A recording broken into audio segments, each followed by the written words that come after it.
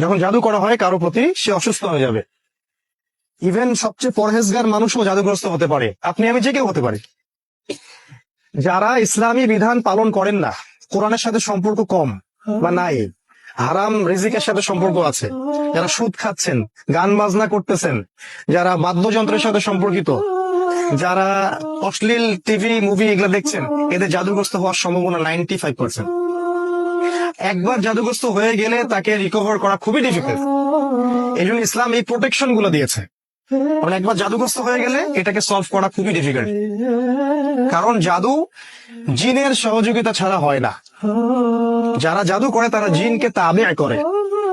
আপনারা কিন্তু কোরআন পড়লে দেখবেন আল্লাহ পাক বলেছেন জাহান্নামের ইন্ধন হবে মানুষ আর জিন, যারা একে অপরকে সহযোগিতা করত।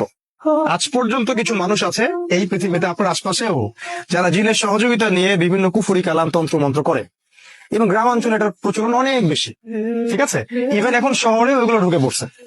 প্রেমের জোড়া দেওয়ার জন্য, বাড়ির বরকতের জন্য, স্বামী স্ত্রীর সম্পর্ক উন্নয়নের জন্য বিভিন্ন কাজে এগুলো করা হচ্ছে। এবং আমাদের দেশে কবিরাজের সংখ্যা তো অভাব নাই। আর যেহেতু এগুলো সম্পর্কে আমরা জানি কম, আমরা কিছু হইলেই ওদের কাছে দৌড়াই, এই সুযোগটা ওরা আমাদের কাছ থেকে নেয়।